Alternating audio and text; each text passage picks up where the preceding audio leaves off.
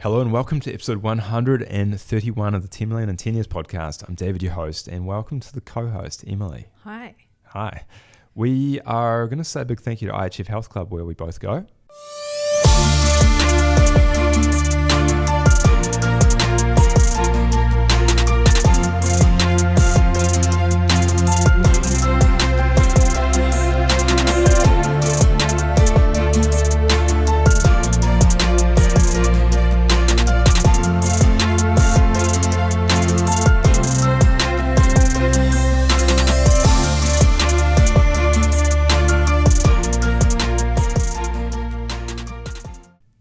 Thank you to the support of Dan and the team there. Massive part of both of our lives now. I would suggest, if you haven't been, please go and take a look. I'm happy to give any tours. It's something that I'm really passionate about. I love showing people through. It's a phenomenal facility, amazing community, and I am very grateful for the support. So thank you to IHF. And now let's get into it. What are we going to talk about today, Emily? 75 hard. We're going to talk about the effects that we've experienced. We're about halfway through as of recording. Yes. And we've been doing it through winter, which has both been good and bad in some ways. Would you say that the biggest takeaway for you would be what? Anything's possible. Miracles can happen. Yeah, I mean, I wouldn't have imagined that a year ago you would have been into this. No. The one thing that I would say is there's a lot that I want to say about 75 hard, but the one thing is that you have to want to do it. So if anyone's listening who is not sure, is on the fence, curious but not 100% sure, you have to want to do this. Yeah. Because you can't be forced. Don't let anybody tell you you have to do it or change your life. You have to want to do it. That's a good point. Because to be able to commit to doing this every single day for 75 days, you have to have your own driver. Otherwise, you'll just give up. You truly will give up. Yeah. No, I agree. Yeah, it's an interesting psyche I find with people that give up, not through accidentally forgetting something, but actually just giving up. I'm not saying that I'm better than anyone by any means, but it's just not in my DNA. I just really struggle to give up on something, like, especially if it's within reach, you know. But yeah, it's just me. Yeah, I know. I totally, as we are, as people, we appreciate everybody's different. Everybody's motivation's different. Admittedly, we are two people that if we decide to do something, we want to see it through. And if we're going to advertise that we're doing it, we're not going to stop halfway through and just say, no, it's not for us. No, that's right. And then walk away from it. We want to see it through and see the effects and the good things that, come out of it. And again, I'm not saying I'm amazing either, because I grumbled about it probably every day for a month. For my first month, I still don't say it's great. And people do ask me, how are you going? And I say, well, it's called 75 hard for a reason, and it's hard. What? I don't know. Do you want me to say it's easy and it's a walk in a park? No, it is hard for a reason. But that's why I'm doing it, is because I want to see what can be achieved. And as a result, for me, I'm not a morning person at all. And the one thing you said to me before starting was that you have to try and get as many of the tasks done as soon as you can within the scope of the challenge, because if you leave it to the end of the day, then you're in a really tough spot and you don't want to do that. And so I made the commitment right there and then. I was going to set my alarm at 6 a.m. every day and try and get my first exercise done before I start work. And I have done that since. And now I'm waking up early in the mornings. And so I am a night owl through and through. Normally I would go to bed at midnight or 1 a.m. And now I'm in bed at, 9 p.m., 10 p.m. at the latest. And if you said that to me even 3 months ago, I would have said, bullshit. No chance. Absolutely not a chance. No way. And so that's why I say miracles can happen, because you can, through doing 75 hard, it's that repetition and doing the reps, and then all of a sudden you're doing it and it's not a problem anymore, where you thought there's no way I could go to bed earlier. There's no way. But you can. And other little things like, I don't particularly like reading a book. I still don't. Whether I'll keep doing it, I'm not sure. But if it means waking up earlier and then going to bed earlier is the byproduct, then I'm pretty stoked with that. I like it. It's cool what else you can learn through the journey. Like for me, it was learning about habit stacking. Mm-hmm. So having failed a couple of weeks in through the photo, figuring out a method to ensure that didn't happen again. Mm-hmm. So it was taking the photo before coffee every morning. And that was the way around doing that, way around forgetting. And so what else can that be applied to? Well, there's heaps of things that you could do that with, right? Absolutely. So it's got a huge amount of spin-off positivity throughout people's lives. Everyone that I know that's done it has had a positive experience of some sort. Yeah. Yeah, and sometimes you have to find it. It doesn't just appear, out of, oh wow, there's this amazing thing. But the other thing, because obviously with a challenge, look it up. There's a whole bunch of things that you must do every day, and one is no alcohol. And so I decided that the reason I wanted to do it was a couple of factors, but I had been reaching for a glass of wine a bit too casually, and it's just happening too much, and that's not me to do that. And so I really wanted to wipe that slate clean and not get so in the habit of, you've had a bad day, have a glass of wine. Didn't want to do that anymore. And going to a beautiful restaurant and not having a glass of wine is very painful because it's the whole experience for me. But then I realized, because I have digestion issues, and I realized I'm not getting these digestion issues not having any wine. And it could potentially solve all of those problems of eating beautiful food and then having wine and then just not being able to sleep that night because my stomach is so sore. And realizing if I am going to do that, I have to be quite staged or accept that my tummy is going to be in pain. So that was a really, really interesting learning from the whole experience. And the other one was, like say going to a party.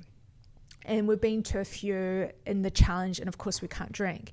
And the one cool thing is realizing I don't need to have any alcohol to enjoy myself at this party because everyone's spirits is high, everyone's in a good mood, and I just move up with that good mood. So I don't feel like I need it to have a good time because I'm just having a good time with everybody. And that's really, really nice. And then the beautiful thing is I don't have to worry the next day, did I say something weird? Did I embarrass myself? Not that I normally would, but I know there's a lot of people that had absolute Sunday scaries because they did some absolutely interesting things. Yeah, some more than others, I guess. Yeah, it's an interesting one. I think we can all agree that the benefits of not drinking far outweigh the benefits of drinking. Yeah. I mean, I'm not going to say post this challenge that I'm not going to have a glass of wine or whatever. Yeah. I will, but to the point of dependency, absolutely no.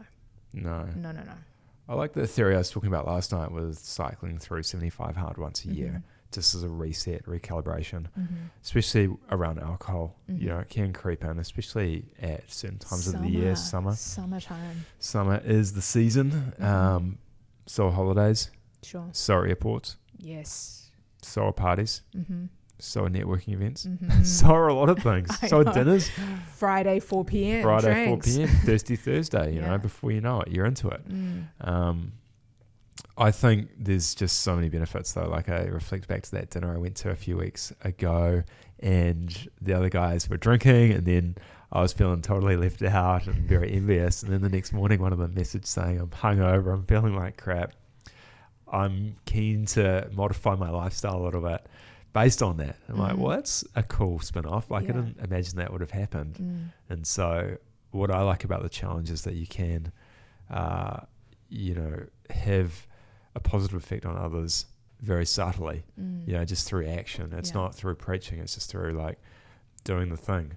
So I find that's really cool. Yeah. I think I must be, because apparently there's different stages you go through with doing 75 hard. And I feel like I'm at the point now where I just don't think about it a heck of a lot. It's just become a part of my daily life that I don't think bad or good. It's just, it is what it is. Starting out, it was very forced, and it didn't feel great, and I didn't enjoy it at all. And, you know, just having to do something for the sake of doing it didn't feel, you know, it just felt annoying, like just a cognitive load more than I'm currently doing in my life, you know, just with so many new things happening for me at the moment. I just felt like, did I need to do that? But then at the same point, I wanted to do it. I don't regret it at all. Yes, it's probably a little bit too much, but, you know, who cares? Like, just do it. Yeah. In my mind, you know, just go ahead and do it. Go in the deep end, worry about the consequences later, and just keep swimming. Yeah.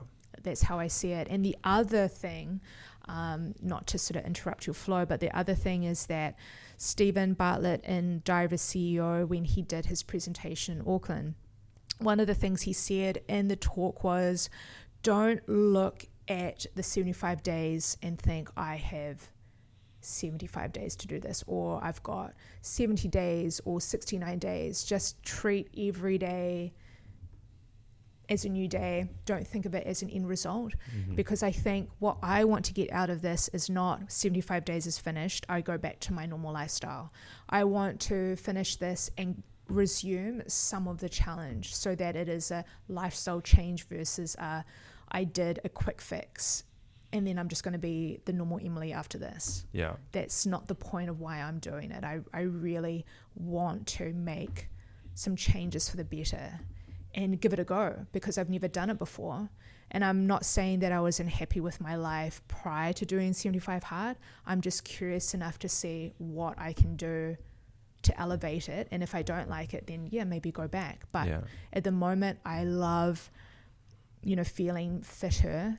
I love feeling better in clothes. I like how the photos are looking now. You know, so there is an effect that I probably will want to keep doing 2 workouts if I can every day. Yeah. Yeah, that's awesome. It's a cool story how we got started too, by watching her podcast. Yeah. And the guy was pretty, what's the word? Like neutral? Yeah, he Not a was lot of expressionless because we watched the video and there wasn't much emotion and feeling in his face. And so he will be talking about, you know, his history and how he started his business. And then when the question was asked about 75 hard, his eyes lit up. He got pumped. He just genuinely looked so happy to talk about 75 hard. And he said it changed his life. And I looked at Dave and I was like, that's it, we're doing it tomorrow. Yeah. And I hadn't planned to start it. And I thought, I'm not going to wait and do it next week, because if I have the time to think about it, I'll just say, oh, let's not do it. No, we're doing it tomorrow, and that's it. We're going straight into it. Yeah. We're not going to wait around. We're not going to wonder if this is a good idea. No, we're doing it right now. Yeah. No, I love that. Very good. Well, I think the encouraging thing is to either do a bit of research on it, talk to someone that's done it. I do find that if I were to reflect back to when I first heard about it, it was a big jump to go from nothing to that. Totally. And so I think a lot of people potentially need some kind of gateway challenge, and whether that is just doing something for 30 days, whether that's, I don't know, modifying your lifestyle in one way or another. Sure. I'm not sure what to suggest here. Yeah, because again, everyone's different. If it was me, it has to be waking up one day and saying, I'm ready. Enough's enough. I'm ready for this. Because when I first met you, you were doing 75 hard. That's true. And I was joining you on a lot of the workouts, but I would never have committed to the no alcohol and the food, you know, the diet. I just, no interest to me whatsoever.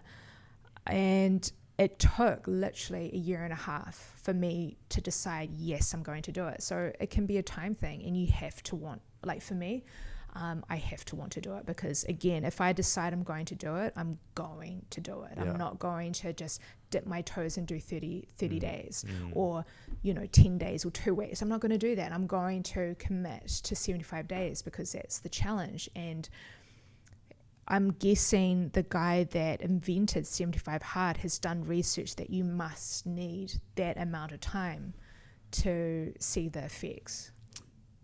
Well, the book actually is a really good read. So Andy Frisella, the creator of 75 Hard, entrepreneur, author, huge personality. He's done a lot of good in the world. I'm a big fan. He is probably a little bit less of a research kind of guy. I think the origin story of the challenge was that I think he made some bet around losing a certain amount of weight by a certain amount of time, and it just happened to be 75 days. Wow. There was nothing more to it than that. I think the challenge evolved based on other factors, but that was essentially the origin. It wasn't any data driven scientific element, but the book is really good. It explains different stages that you will likely encounter, emotions and different things that you'll come across. And you have an absolute roller coaster of emotions, and doing it with a partner, if you do have a partner, is a really great way to share that with somebody, because they're going to know exactly what you're going through. But it can also test a relationship too, because you're both tired and feel stretched, and sometimes it's so easy to take it out on the other person with no intention of doing that. So there's so many emotional elements of, doing something that you normally wouldn't do versus, wow, this is pushing me emotionally. Yeah. How do I deal with that? Yeah, it's a good point. I think overall though, it is absolutely a good idea to do it with the person that you're in a relationship with. Yeah. Imagine doing like the meals separately, or I know. And then someone's having hot chips and you're looking at them going, it's just, it just wouldn't be right, would it? It'd make it harder. It will make it so It'd make it way hard. harder. Actually, that's actually a good extreme version of it. Yeah. Or find a friend. That's another suggestion, right?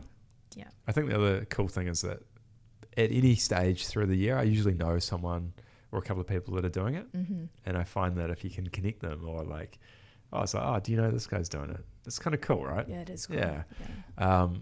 I resonate with what you say though. Like when I first heard about the challenge, I used to listen to the podcast of the creator, and then James Wallace did it first of all, maybe a year before I got into it. And so I think it can take a bit of time to get your head around it. But the app is amazing. It's great, so easy.